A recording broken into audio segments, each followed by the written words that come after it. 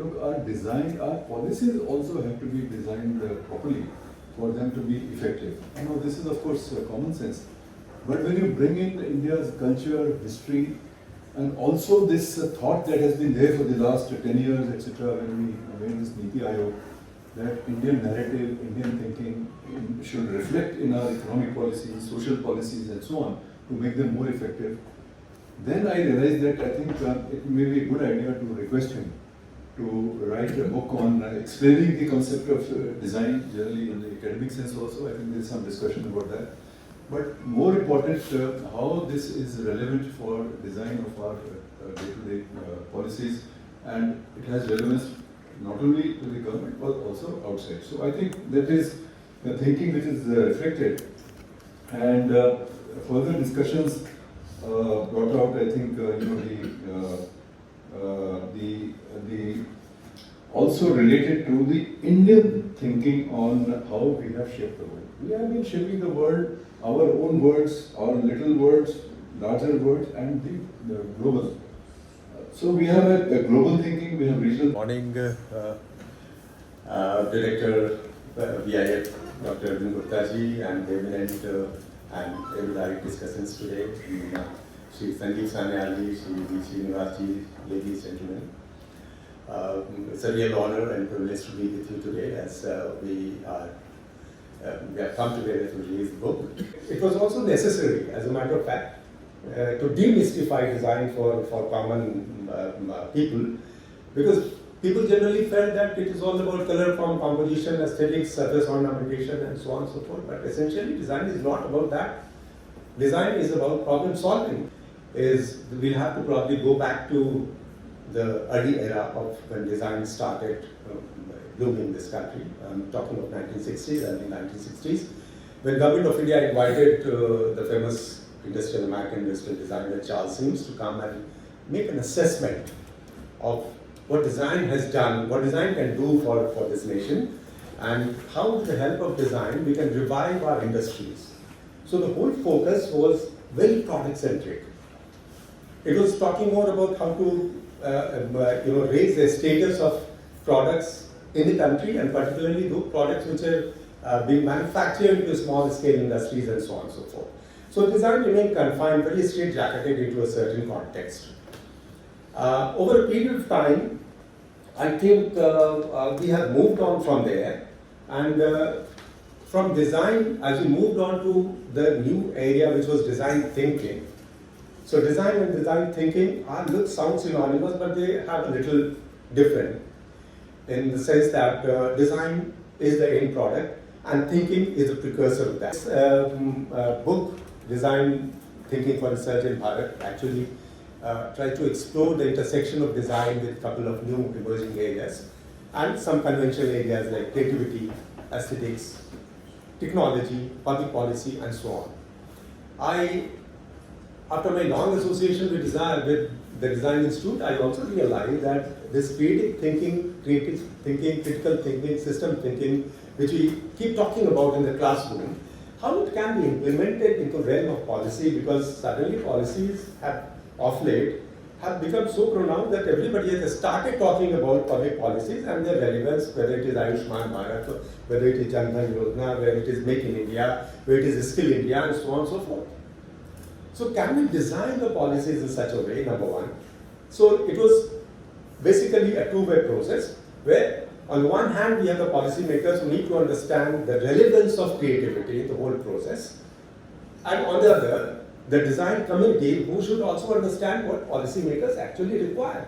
It basically highlights the cross-section association of design with aesthetics, creativity, innovation, technology.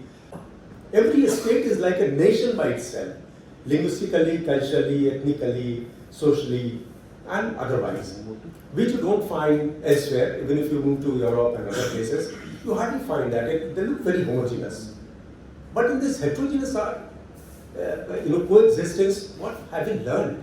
So we have so much of possibility of coming out with new creative ideas in terms of skills, in terms of ideas, in terms of processes. That is something which is very, very essential. So I think there's a great potential for design to emerge as the soft power of India in the days to come.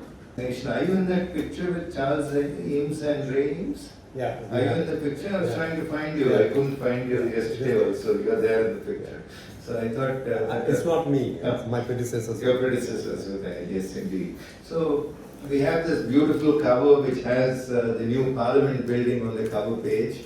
And this of course is a symbol of great excellence and pride. But have you seen, the book also says, when it is not well designed, it shows out. So many of you who have served in Shastri Bhavan would have noticed how badly designed it is. And no wonder Prime Minister says it should be pulled down immediately and a new vista should be built. So we have these huge islands of excellence that have come up, Bharat Mandapam, new Parliament building. In fact, I like the cover so much that I adopted this circle for one of my covers. I said it looks very good. Critical, and let me take you through the chapters of the book. I've done a 2,000 word review of it. Well, quintessentially interdisciplinary in nature. The book tries to present the need for having an interdisciplinary design thinking, and that is possible when you can bring together designers with policy makers, with civil engineers, with architects, and draws inspiration from what the Prime Minister said in his Independence Day speech. Make in India should go hand in hand with Design India. And as Director VIF rightly pointed out, in a fragmented world where multiple challenges are there, design thinking is critically important. I agree with that view. And then it comes to looking at international experiences, and you have I did cite to you what the Dutch experience is, and I was quite fascinated with the quantum of effort that went into designing their in creative industries. It was itself a very flourishing trade. So if you're looking for another job, I think you should look at what Amsterdam is doing in terms of creative industries. And it was quite a fascinating experience. You do cite the UK Design Council, as also this Opportunity Labs of Singapore, which has brought together multiple stakeholders, engineers, architects, scientists, policy managers. Everybody comes together to sit down and curate what should be the right design policy in each of the areas that you've identified. The UK Design Council, as also this Opportunity Labs of Singapore, which has brought together multiple stakeholders, engineers, architects, scientists, policy managers. Everybody comes together to sit down and curate what should be the right design policy in each of the areas that you've identified. The national design policy perhaps is 2007. Maybe I thought you'd like to recommend an updation of that policy in the context of what the new Parliament building brings, or the Bharat Mandapam brings. So when you update it, perhaps in the next edition, you could look at having a concepts of new design policy. Electric mobility mission that you have pointed out, if by 2030 every vehicle plying on Indian roads has to be an electric vehicle, it's got to be a massive change in the manner in which the oil industry is going to be formulated or working ahead. The electric vehicles are going to be coming up. I do recall how much emphasis Elon Musk's vehicles were given in the US at that point of time for this massive push for going electric. Then you have these subject is extremely innovative in nature, forward-looking. In fact, when I put my LinkedIn post on your book review, many people, almost 1,700 views, they said that where is the book available? We can't get it on Amazon. So I think you should look at it and make it available on Amazon or any of the other online institutions. So you've spoken about linking with many other policies.